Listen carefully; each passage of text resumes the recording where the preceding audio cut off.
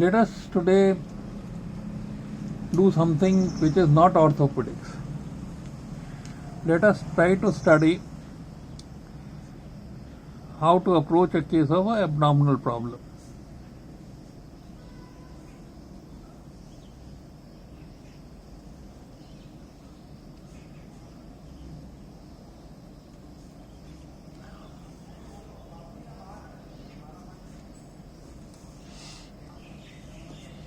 Of course, the first thing is identification and demographic data. The second thing is history of present illness, which begins with the two questions: when were you completely all right, and then what happened? And that results in the getting you chronological occurrence of symptoms. So what are the symptoms that can indicate an abdominal problem? Pain, vomiting, bloating up, lump, visible peristalsis, absolute constipation,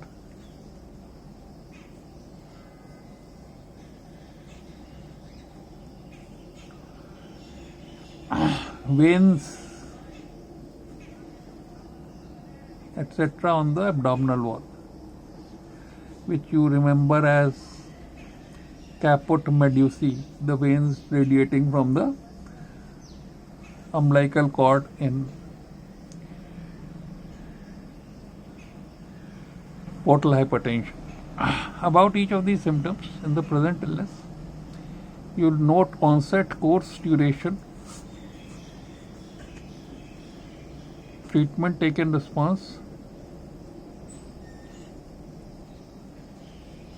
and about the pain additionally you note site, character, intensity, and radiation.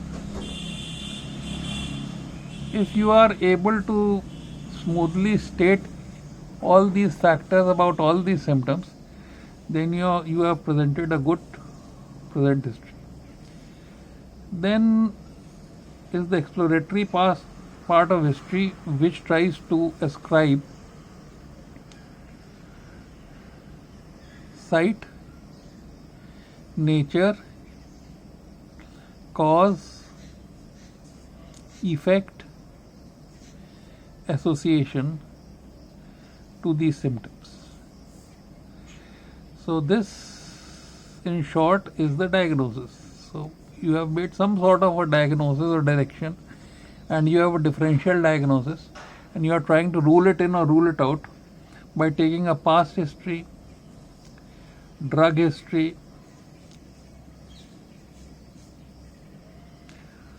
or family history, especially which may be related to exposure, and then personal history. All these can point out to the cause. And then is a very important history, which is socioeconomic history. And this socioeconomic history tells you what was the person doing before illness, how has the illness impacted his work, and what are his fears and his ability to withstand the problem, which we call as resilience or support systems. So you look at the pocket of the patient, not to pickpocket, but to prescribe accordingly. So this part of the history makes your history excellent or good. Then you do a general examination you do a systemic examination, thorough one, and finally you come to a local examination. In the local examination, you do an inspection. You look at whether the abdomen is flat or a V. Look at hernial sites and scrotum and testes. You look at movement. You look at prominent veins, etc.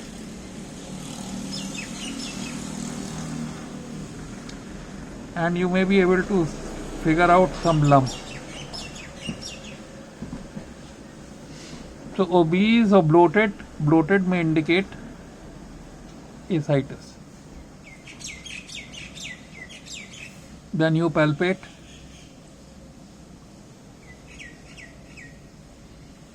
And when you palpate for two things: tenderness,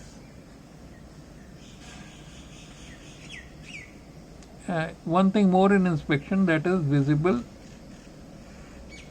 peristalsis or moving lumps. So you look for tenderness and you look for lumps. Lumps you always have to describe as site, size, shape, extent, surface, margins, temperature, consistency, relationship with surrounding structures, sometimes intra-abdominal, extra-abdominal, adherent to this, adherent to that, surrounding structures, and distant effects. For example, if you have a malignant lump in the abdomen and you fail to see the lungs,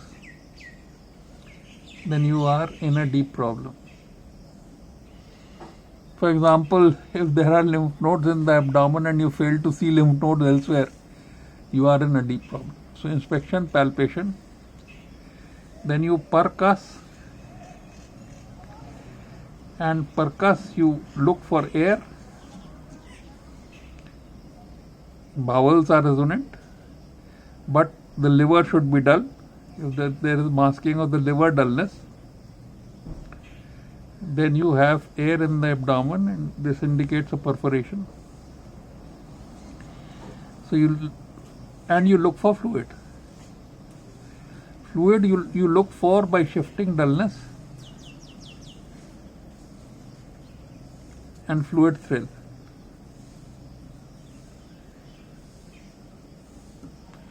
And then you auscultate the abdomen,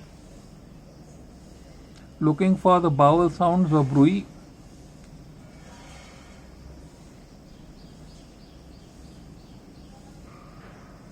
And all four quadrants, 5 minutes for each quadrant.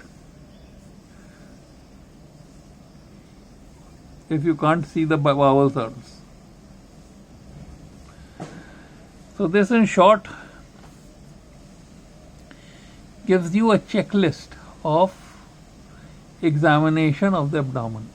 Now we will simply tell you that there is anti-axillary line here and there is anti-axillary line here, there is a subcostal line here, and above the iliac crest there is a line here. So these are the regions. This is the right hypochondrium, this is the left hypochondrium, this is the right iliac fossa, this is the left iliac fossa. This is the suprapubic region, these are the lumbar regions, and this is the hypogastric region, and this is the para-umbilical region. So what are the lumps in these various regions? Let us first of all try to understand. Right hypochondrium, liver and gallbladder. Lumbar, kidney or colon. Hypogastric region and this left hypochondrium, stomach, pylorus and pseudopancreatic cyst. And very important lump here, spleen.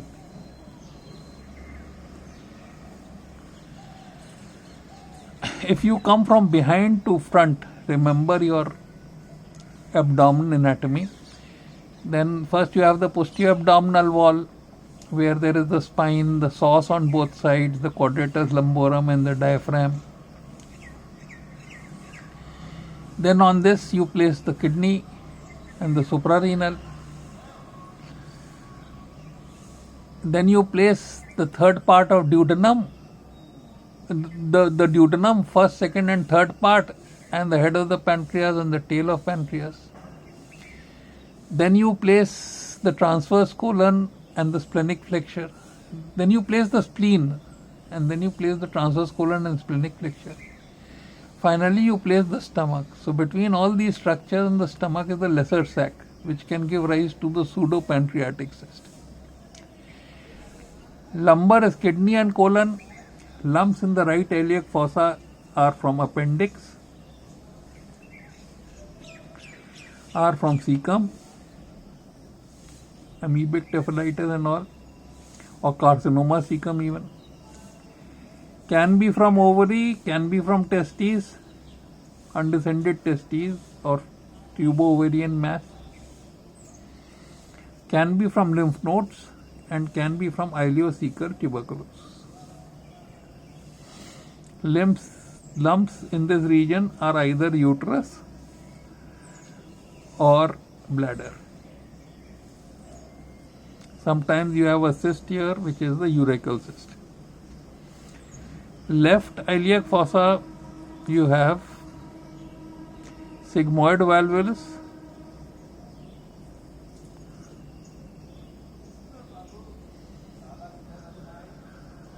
intersusception.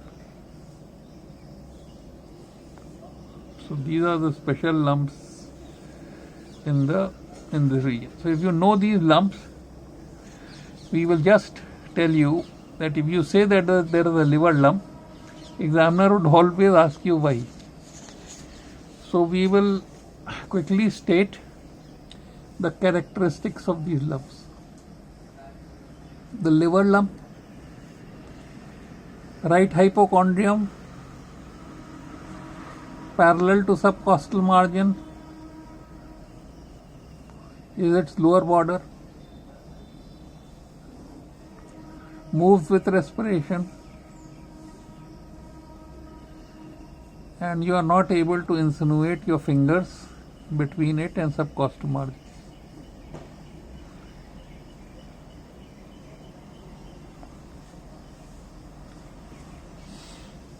So if this is the subcostal margin and this is the sternum, then a liver lump border is parallel to the subcostal margin. A gallbladder lump, the border is perpendicular to the subcostal margin. So that's the difference between a gallbladder and a liver lump. The gallbladder lump is cystic, the liver lump is solid. So now you have to say whether it is tender or not tender. You have to say whether it is smooth or nodular, whether there is a single nodule or multiple nodules, and you have to say what is the association with it, especially jaundice and portal hypertension. And portal hypertension is indicated by ascites and splenomegaly. And there is a very important association and that is hepatic coma.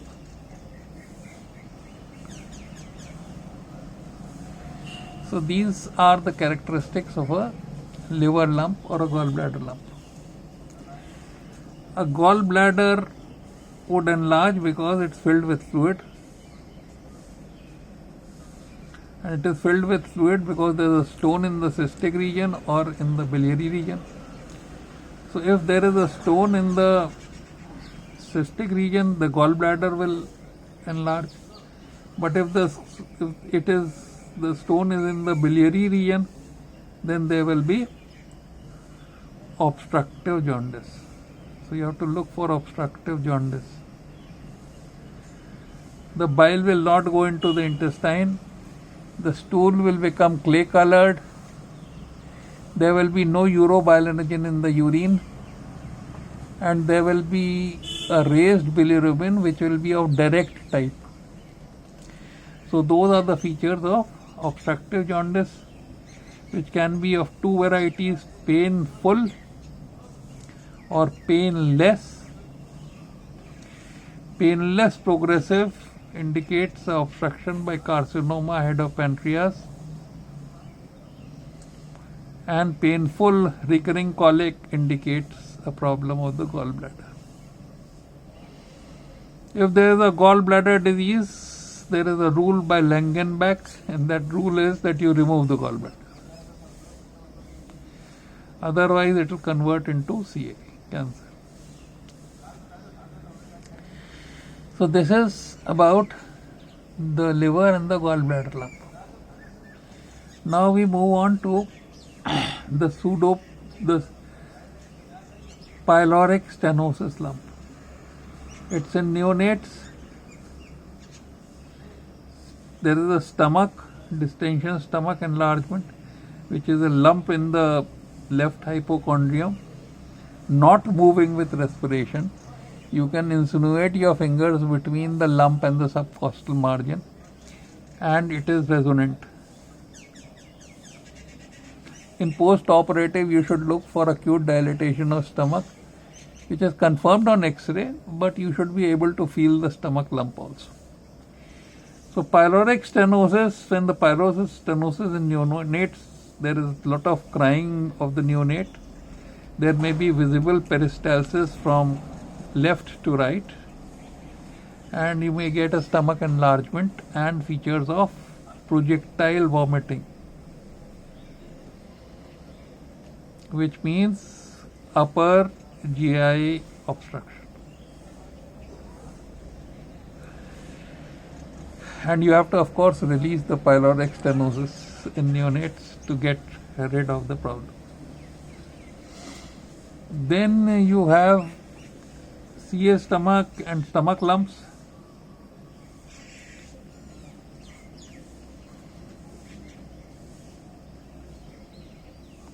Because there can be the stenosis of the first part of duodenum in peptic ulcer. So there is a peptic acid disease which causes pain in the upper abdomen, which is linked to either hunger or food. If it is linked to hunger, it is duodenal. If it is linked to food, it is stomach.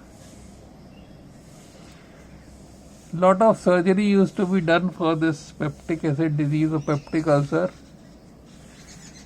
and this surgery was gastrojejunostomy, vagotomy, etc. But now all that has disappeared because you discovered a wonderful drug, that is pantoprazole type of drug, which blocks the H2 receptors.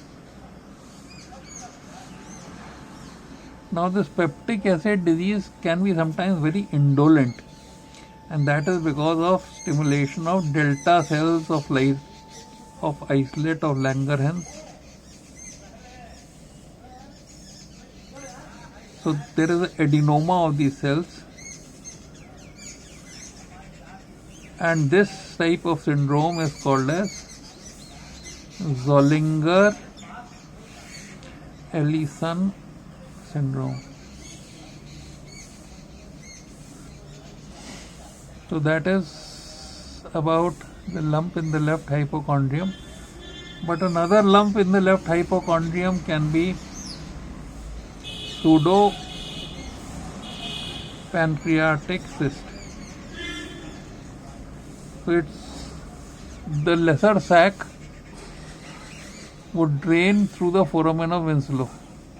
Supposing foramen of Winslow is blocked, then between the stomach and the structures in the posterior abdominal wall, there will be a cystic swelling, which is called as pseudopancreatic cyst. So it is cystic, it is in the left hypochondrium, it doesn't move with respiration. You can demonstrate resonance in front of it, which is the stomach resonance. But the most important thing is that it is pulsatile, because it is transmitting the pulsations of the aorta. And the important thing is that these pulsations are not direct, is that you put the person in knee elbow position and the cyst would move away from the aorta and the pulsations would disappear. So this knee elbow position test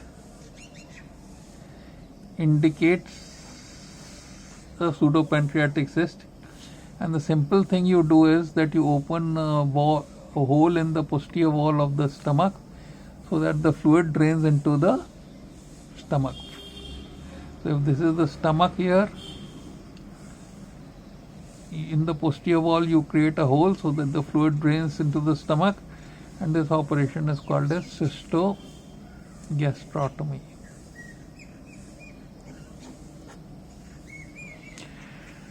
So there is a pseudopancreatic cyst in the left side, and there are the liver and gallbladder on the right side.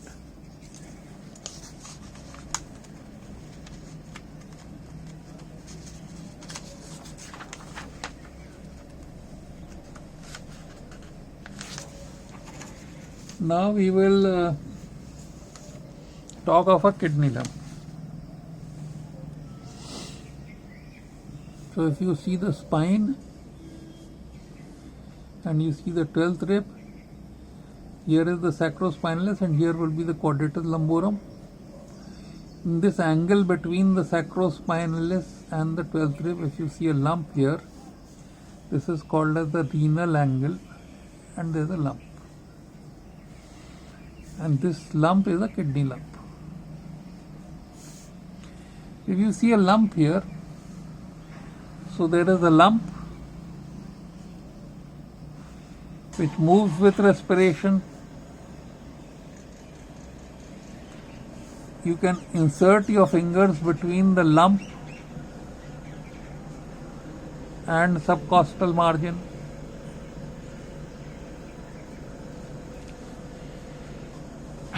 It is bimanually palpable. That means from the anterior and posterior abdominal wall, if you try to palpate it with your two hands, so it will be bimanually palpable.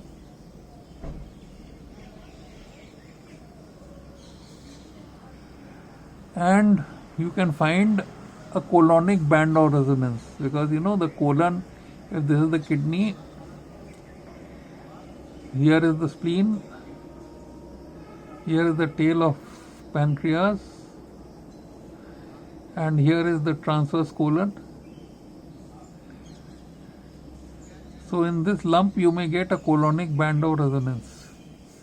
So you can get a colonic band of resonance. Why should the kidney enlarge? Kidney would enlarge because there is urine in it, which is called as hydronephrosis or pyonephrosis.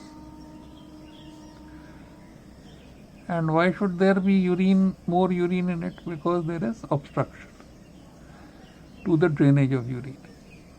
The obstruction can be in the ureter or in the bladder.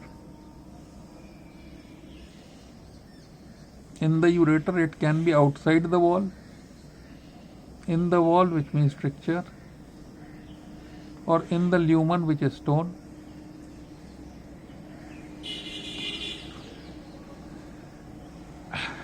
In the bladder, the urethra may be blocked, and the most important reason is prostate or stone or cancer. So one reason of a renal lump can be filling with urine. The other reason of a renal lump can be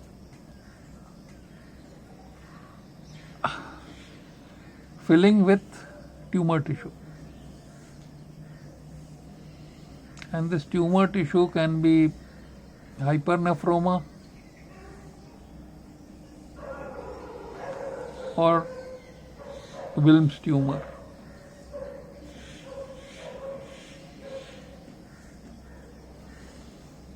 The third reason is that there is all the renal tubules or renal units are not draining, finding a drain, so that you have what is called as a polycystic kidney. Fourth reason is a horseshoe kidney. So those are the various reasons of renal lump. Then it can fill with amyloid,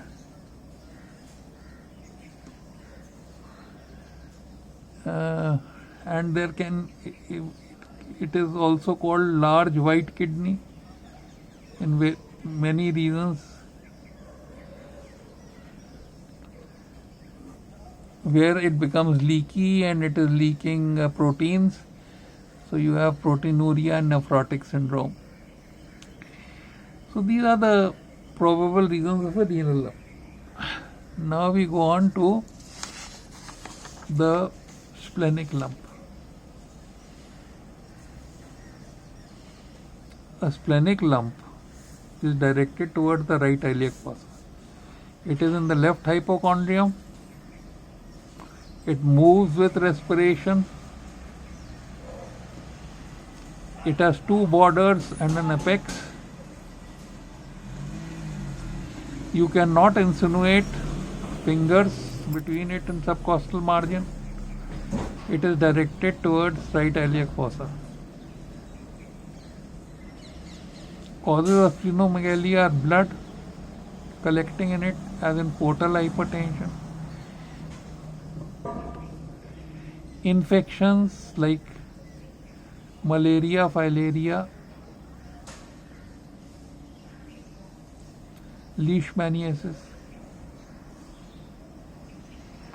Tumors, very rare,